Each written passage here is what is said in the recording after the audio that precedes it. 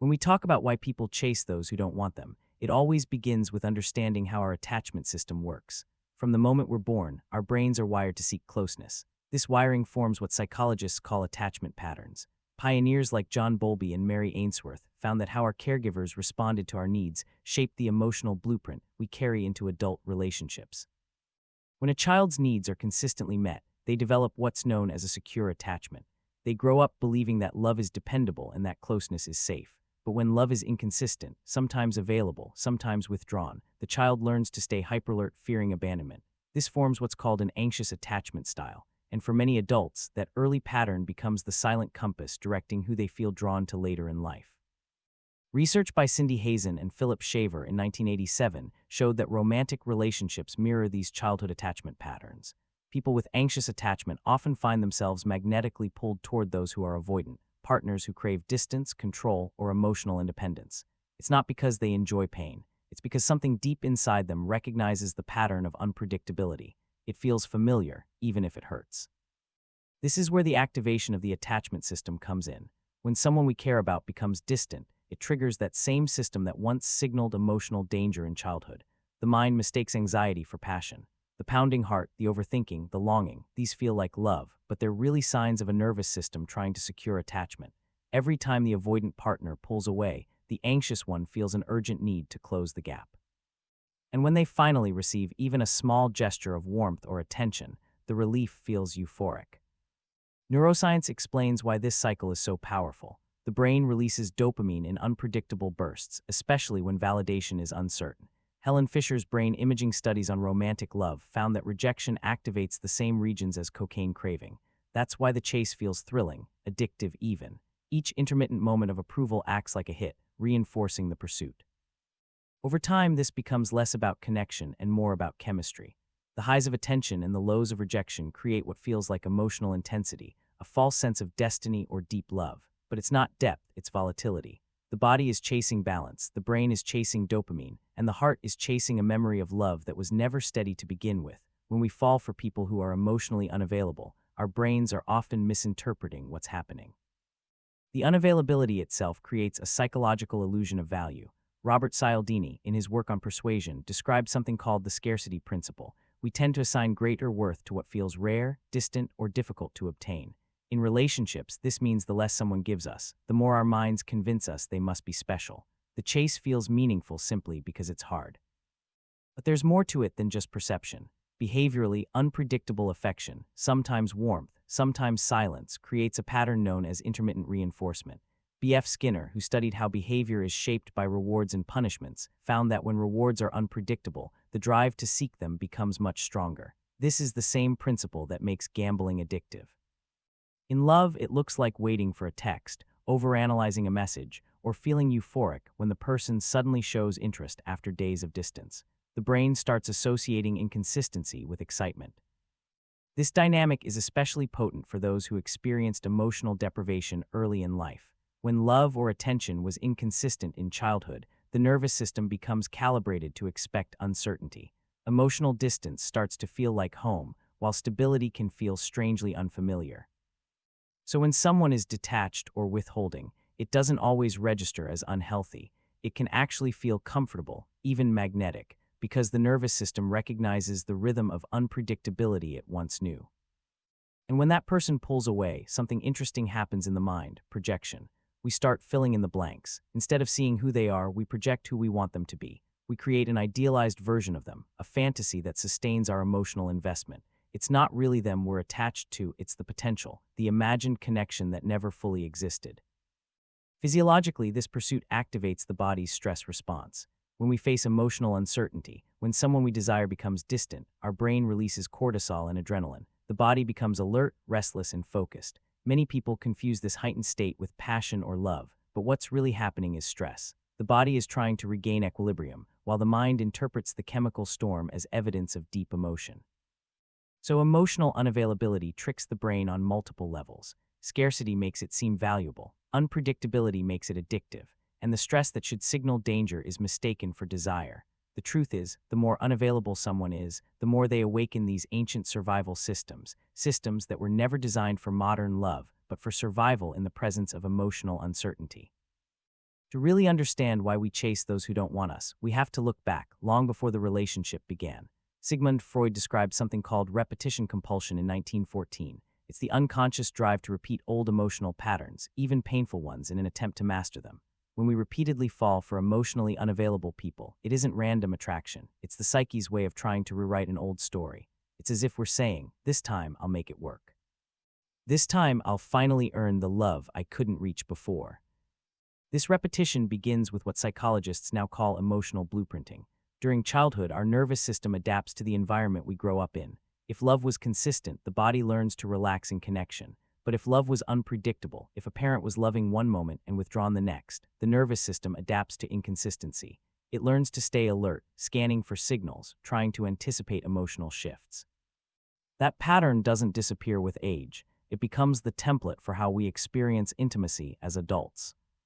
The parent-child dynamic sets the stage. For a child with an emotionally unavailable caregiver, love becomes pursuit. Affection has to be earned. The child learns to read subtle cues, to do more, to become better, hopping for moments of connection that come and go without warning. Years later, that same dance reappears in adult relationships. The unavailable partner unconsciously represents that early figure. The chaser isn't just chasing a person, they're chasing resolution.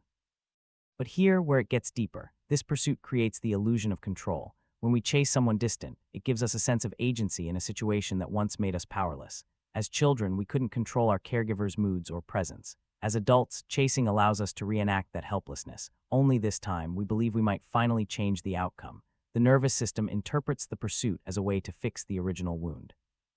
And yet, it rarely leads to healing. Instead, it reinforces the same emotional cycle. Many people find that stable love feels uncomfortable or even boring. It's not that peace is unattractive, it's that the body doesn't recognize it. Familiar pain feels safer than unfamiliar peace. The nervous system mistakes chaos for connection because that's what it learned to expect. This is why self-awareness is so vital. Without it, we remain loyal to our early emotional environment, even when it hurts us. The chase isn't just about another person, it's about the nervous system trying to find resolution for something it couldn't fix in childhood. When we chase people who don't want us, it's not always about love. Often, it's about the ego. Rejection touches something very personal. It shakes our sense of worth. The moment someone pulls away, the mind interprets it as a challenge. Why don't they want me? What did I do wrong? That need to fix, to prove, to win them over, becomes less about the relationship itself and more about restoring our self-image. The ego treats rejection like a personal failure, but in truth, rejection often says more about the other person's capacity for connection than about our value. Still, the human mind is wired for meaning. We search for explanations to reduce discomfort. So the chase becomes a psychological defense, a way to protect our identity from the feeling of being unwanted. This is what I call the validation trap. When we make someone else's acceptance the measure of our worth, we hand them control over our emotional state. Every glance, every text, every silence becomes a reflection of our value, or at least that's how it feels. The relationship stops being about love or compatibility and becomes about proving something, that we're enough, that we can make them stay. Leon Festinger's theory of cognitive dissonance explains a lot of what happens here. When we invest time, emotion, and effort into someone who doesn't reciprocate, we experience psychological tension. The brain doesn't like contradictions, so it resolves them by convincing us that this person must be worth it, that our effort must mean something. In other words, the more we chase, the more valuable the chase seems. We mistake emotional labor for love. Society reinforces this. We're told that true love never gives up, or that if it's hard, it must be real. Movies and stories often glorify persistence, the hero who fights for affection and wins in the end. But in reality, this narrative feeds our egos more than our hearts. It teaches us to equate struggle with depth and rejection with destiny. For people with rejection sensitivity, a concept studied by Geraldine Downey and Scott Feldman in 1996, this becomes even more pronounced. Those who are hypersensitive to rejection perceive even neutral cues like delayed responses or emotional distance as personal slights. This heightened sensitivity fuels the chase. Instead of stepping back, the person doubles down, seeking reassurance through pursuit. So what looks like passion is often the ego trying to repair a wound. The chase becomes an emotional argument. I'll prove that I'm lovable by making you love me. But love earned through struggle isn't love, it's validation dressed as connection. The tragedy is that once the ego gets the validation it's after, the attraction often fades, because the underlying fear of inadequacy, not genuine affection, was driving the pursuit all along. What keeps people stuck in the chase isn't just emotion, it's chemistry. The brain gets caught in what's known as a dopamine loop. Dopamine is the neurotransmitter of anticipation, not fulfillment. It doesn't reward you for getting what you want, it rewards you for seeking it. Every time we reach for the unavailable person, when we check our phone, replay their words, or imagine their return, dopamine surges. And when that attention finally comes, the rush is intense, but it fades quickly, leaving the brain craving another hit. Neuroscientists often compare this to the behavior seen in slot machine gamblers. The reward doesn't come every time, only sometimes. That unpredictability makes the brain more addicted. The same principle applies to love. When affection is inconsistent, when we never know when they'll text, when they'll care, or when they'll vanish, the brain locks into a cycle of anticipation and reward. It's not the person we're addicted to, it's the pattern of uncertainty that keeps the dopamine system activated. Then there's oxytocin, the bonding hormone. Oxytocin is released through physical touch, emotional intimacy, or even small moments of connection. When someone emotionally distant offers rare affection, oxytocin floods the system, deepening attachment even as the relationship causes pain. It's the same hormone that bonds infants to caregivers, which is why those rare moments of closeness feel so powerful. They echo the safety we once longed for. When that affection disappears again, we enter a state similar to withdrawal. Neuroscientific research shows that when romantic love is lost or rejected, the brain's reward centers light up in the same regions as drug addiction withdrawal. We experience anxiety, intrusive thoughts, sleeplessness, and even physical discomfort. This withdrawal reinforces the urge to chase, because the only thing that relieves the craving is another small dose of contact or hope. There's also a concept in neuroscience called the reward prediction error. When a reward appears unexpectedly, when someone cold suddenly becomes warm, dopamine spikes higher than if the affection were consistent. That unpredictability makes the attachment feel even more intoxicating. The chase becomes less about connection and more about chasing those unpredictable highs.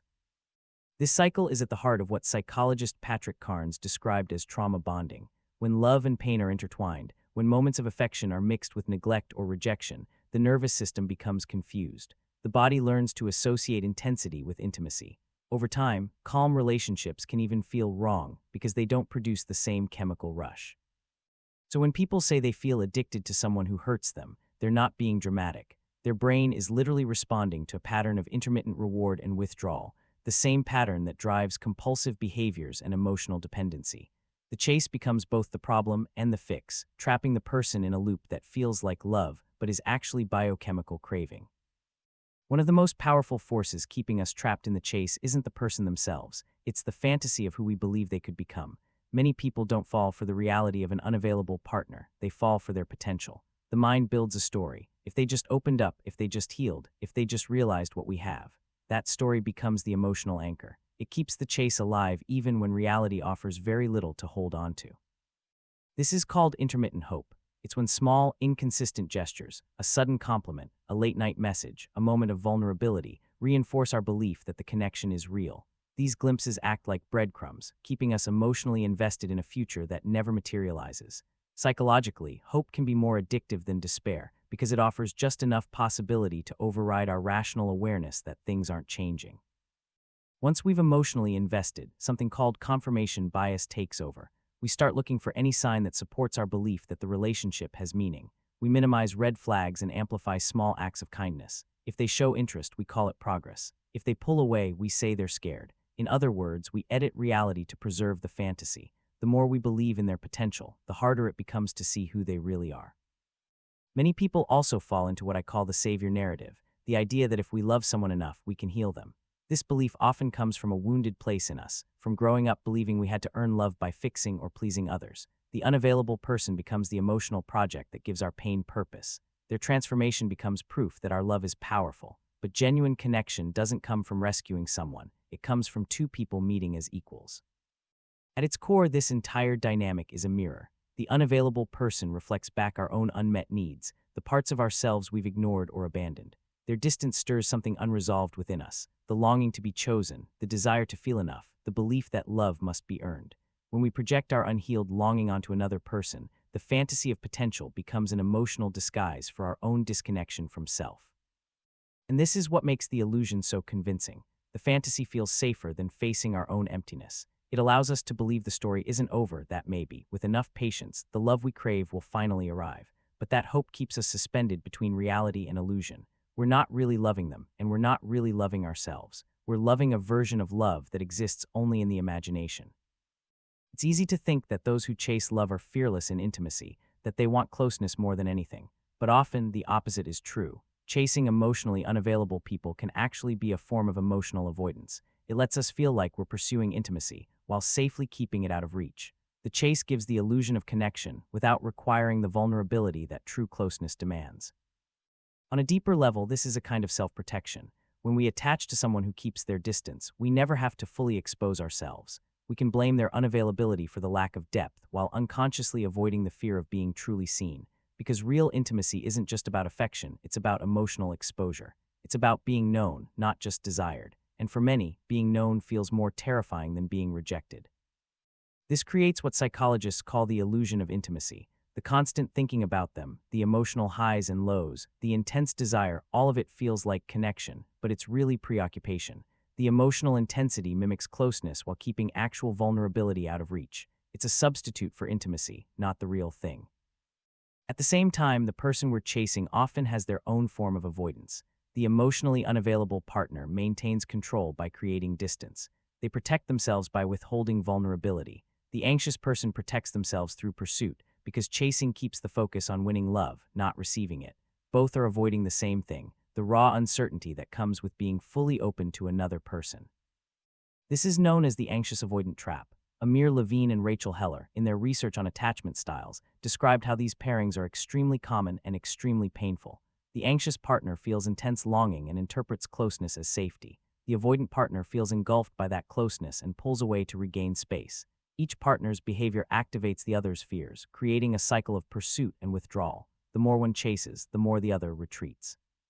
The more the other retreats, the more desperate the chase becomes.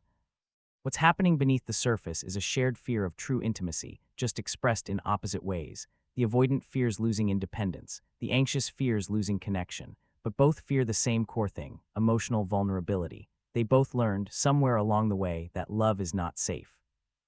Understanding this dynamic isn't about blame, it's about awareness. Because once we see that the chase itself is a defense mechanism, we can start to ask deeper questions. Not why won't they love me, but what am I avoiding by chasing them? Sometimes the chase protects us from the very closeness we say we want. Our patterns of chasing love don't form in isolation. They're reinforced by the culture around us, by the stories we're told, the media we consume, and the roles we're taught to play. Society doesn't just normalize the chase, it romanticizes it.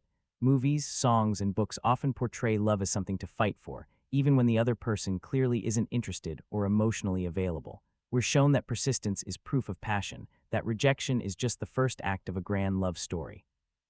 But this messaging is deeply misleading. What's often portrayed as devotion is, in reality, emotional fixation. The idea that if you just keep trying, they'll come around trains us to ignore boundaries, both ours and theirs. It teaches us to mistake resistance for mystery and emotional distance for depth. In the process, it turns unhealthy dynamics into cultural ideals. This romanticization of pursuit creates what psychologists call toxic persistence messaging. We're told that true love never gives up or that love conquers all. But real love doesn't require convincing someone to care. It's mutual by nature. When one person has to chase while the other withholds, what's being fed isn't love, it's ego and longing, packaged as destiny. Then there's social media, a modern amplifier of these dynamics. Platforms create a constant loop of intermittent validation. A like, a comment, a story view, small signals of attention that keep us hooked in the same dopamine cycle as the chase itself. Digital breadcrumbs can reignite emotional attachment long after the relationship has ended. Even silence online can trigger anxiety, creating the same uncertainty that fuels obsession in real life. Cultural gender roles also play a part. For generations, men have been encouraged to chase, and women have been taught to be pursued. Men often equate persistence with masculinity, while women are conditioned to equate being chosen with worth. These narratives create imbalance from the start, one person performing pursuit, the other performing resistance, neither operating from genuine emotional freedom. And then there's the glorification of emotional struggle. So many stories depict pain as proof of love, the idea that the harder it is, the more real it must be.